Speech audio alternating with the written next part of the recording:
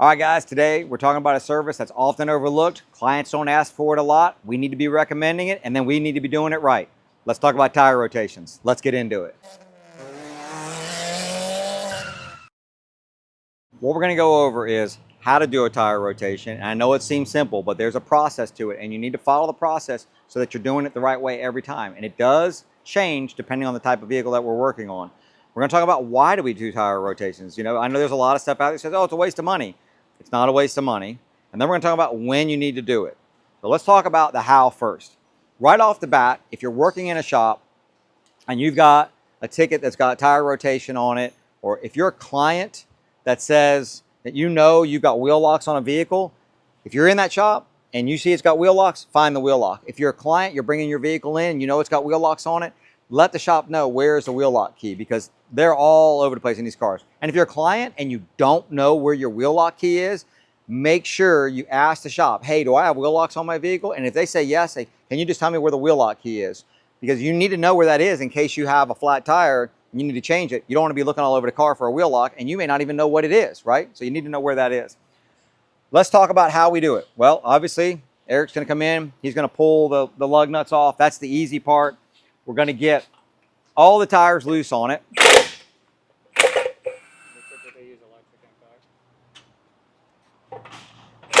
And he's using an electric impact. I don't care how you take them off, electric impact, air impact, doesn't matter how you get them off of there. If you want to work really hard, take them off by hand.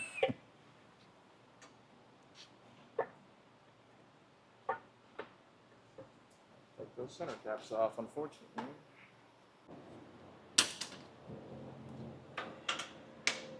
I'm choking on camera. He's under pressure. Okay.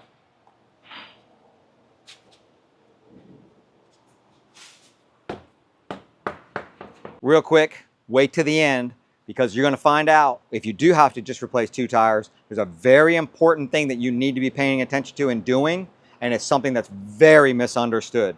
And while you're here right now, go ahead and hit that like button, hit that subscribe button, hit that bell notification, leave a comment down below, and let me know what you think I'm about to say at the end of this video about replacing 2 tires. Back to the video. Now, the first thing you have to do before you even take them off the vehicle is look at the tires. You know, are they a candidate to be rotated? If you've got, you know, a tire that, you know, is really worn out, and what you want to do is take a depth gauge, and these are pretty inexpensive, right? And you're just going to take and measure the depth of the tire. And you can see this one is, you know, an off-road kind of tire. It's kind of aggressive lug on it. It's got, you know, a little under 10-30 seconds. And it would be a good idea to measure that all the way across to see if you see any unusual wear on it. If you've got, you know, more wear on one side than on the other, that could be a sign that the alignment is out and needs to be checked. So we want to be sure that the tires are relatively close to each other. And we're going to get a measurement on these other ones, because we don't want to have, if something's worn out, and if it's down for us where we live, we recommend it at 430 seconds. And what I mean by 430 seconds is the depth of the tread. So if the depth of the tread was right there, right, if you see that, then we would start recommending you replace those tires. Because the reason for that is the deeper the tread, the more water we can move out. We have torrential downpours here from about May to June every year to somewhere in September-ish. And they come down every afternoon or a lot of afternoons, and it's a lot of water on the roads. We want to be able to move that off. So for us, it's important that we can move that water, and 430 seconds is a good spot to be thinking about replacing it. Even though it's in the green, that's why yeah, even though it's in the green at 430 seconds, okay? So the reason it's in the green is because most states that have an inspection process, right, where they have a safety inspection, if you still have that in your state, most states are going to say it no longer passes that inspection at 230 seconds, right? So that's right there. And you can see that's pretty thin. And there are wear bars on tires. So this particular one has got like these little triangles in it, but most of them have a little bar across the treads. And we can look at another tire, maybe we throw a picture in here or something of another tire and show you a wear bar. But when you touch the wear bar, when you see that wear bar is touching the top of the treads, that's 230 seconds. And then I know in the state of California, I don't know why they do this, but they say 130 second. So 130 second is, I mean, that's you know, virtually bald at that point, right? All right, so you want to be sure they're a good candidate to actually be rotated. Once we've determined that, we get them all loose, we get them all off, we're ready to go. And here's where you've got to have kind of an understanding of how we want to do this. So we're going to take, this is a rear wheel drive vehicle, okay? We come back here to the back, you'll see that there's a drive axle on the rear. And listen, if you're gonna be doing tire rotations and you're doing it at your house or you're doing it, you know, in a shop and you're not really familiar with it yet, go ahead and bookmark this video, save this video, download this video, because you can refer back to it so you have the way we're going to do this. So you need to be consistent every time. This is a rear wheel drive vehicle. So we call these the drive wheels. So if you think the drive wheels are the wheels that are pushing the vehicle forward or pulling the vehicle forward on a front wheel drive. So this one, they're pushing the vehicle forward, they're the drive wheels. We want to cross the tires to the drive wheels. So we're going to take the two front tires on this vehicle and we're going to cross them to the rear. So how we're going to do this is, Eric's going to get that side. I'm going to get this side. So this is the driver's front tire. We're going to come over and put it on the passenger rear. Right? Eric's going to take the passenger front tire and put it on the driver's rear. All right, so we got that. Now we're going to take, stay there. Let's go ahead and do that. All right, Eric, let's go ahead and pop these other ones off. Now we're going to take the two rear tires and go straight forward.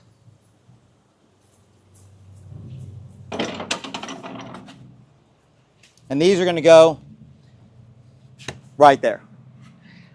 That's how you're going to do this tire rotation every single time. So if it's front wheel drive, it's just... If it's front wheel drive, we're going to do the opposite. We're still going to rotate, we're going to cross to the drive wheels, which means we're going to take, if it's a front wheel drive vehicle, we're going to take the two rear tires, cross them to the front, and take the two front tires and go straight back. All right, now I know I'm going to get asked, what about four-wheel drive or all-wheel drive? Okay, how we do it is we act like it's a rear-wheel drive vehicle. We cross to the rear and bring the rear one straight forward. You can do it the other way, whatever way you know you're going to remember, but a lot of people will say, well, I just X them. But if you just X them every time, then that tire goes there, right? That tire comes here, and then the next time, they just go right back to where they were. So we want to swap sides. Now, before we see the comments or hear the comments or anything, let me go ahead and head this off at the pass. There was a time, many, many, many, many years ago, where you could not make a tire rotate in the opposite direction of what it used to rotate. So if I took this tire here and it ran on this front, I could not put it over there. All right, this was long ago when the first radials came out. I mean, this is in the 70s. That is not a thing at all and has not been a thing for decades, right? So don't worry. Somebody says, oh, no, you never want to make them go the opposite direction. You're perfectly fine. Now, this seems like a simple thing, right? It's a tire rotation. It's easy. Okay, but what else do we need to think about? What if the tire is directional? There may be an arrow on the tire because of the way the tread pattern is set up, that it only is designed to work one way, meaning that it's going to channel water out in a certain way. Those cannot go the other direction. So you need to look on the tire. Is this directional, right? If it is, you can only go front to back, okay? There's another caveat to tire rotations. If you have a vehicle that has what we call staggered tires, meaning that the front tires are one size and the rear tires are a different size. This happens on a lot of cars that you wouldn't think about it. My Lexus, which is just a 2014 Lexus GS, has got staggered tires. A lot of Mercedes, a lot of sporty cars have got staggered tires. If they do, and they're not directional, then you can just take them from side to side, front side to side, right? But you can't move front to back because you got a different size on the back and a different size on the front. And that size has to stay where it's supposed to be, right? Here's the unfortunate thing. A lot of times I will see, because they're sportier cars, I will see people buy a directional tire with a staggered setup, right? And if you have a staggered setup, right, and you have a directional tire, that means you can never rotate them even side to side, right? So it's better not to have. I don't really like directional tires anyway, but if you have staggered tires, you do not want to buy a staggered a directional tire, right? So that's how you do those rotations. You cross to the drive wheel and then straight up or straight back, either one, to the non-drive wheels. And then on a four-wheel drive, what we do is cross to the back and straight forward, and make sure you're looking at directions. Eric's gonna get this one put back on while I'm talking, if you just watch him. So he's going to use this impact. He's got himself a new impact here that's gonna stop torquing. It will not impact at all. Like that. Oh, he's just gonna snug it down and get all of those snug down, and then he's gonna hand torque them. So we got to make sure that this is done right. Obviously, we've done other videos with that, so you know we're very particular about that. Now, why do we want to rotate the tires? Well, if you imagine on this rear-wheel drive vehicle, I'm going to let him get that last one. Here we go. On this rear-wheel drive vehicle, these front tires are carrying the engine load, right? So there's more weight on these front tires. They're steering, so they're getting the different pressures against the tire itself, right? Moving around up here as we're steering the car. If we come back here to the back, we can imagine that there's a lot less weight back here, right? But these, on this particular vehicle, are the drive wheels. So there's a lot of forces on this tire this way, right? And that way, as well as when we're turning, kind of deflecting side to side a little bit.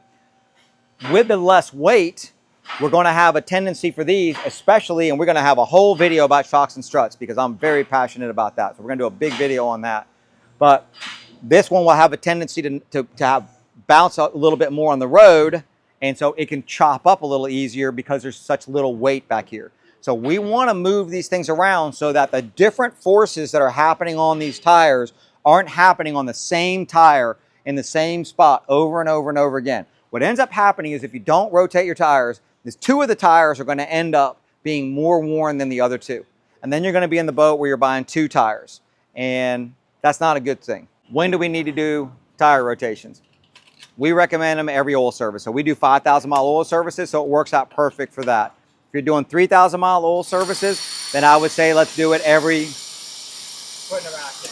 We're putting a rack in back there, guys. I'm sorry, it's loud. Hopefully it's not too loud for you.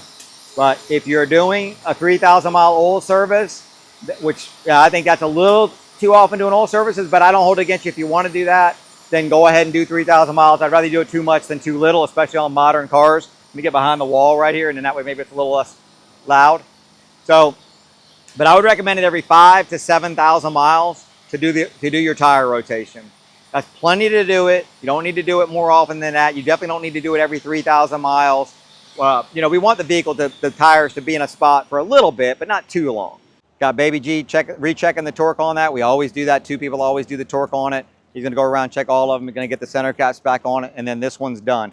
Again, this seems like a very simple thing, but it is something that you have to follow the right steps to do it. Otherwise, the tires are just going to end up in the same spots over and over and over again, and not go through an actual cycle of being in all the spots before it gets back to where they started, I guess, is how we're trying to say that. Replacing tires way more. Tires are expensive. They're very expensive.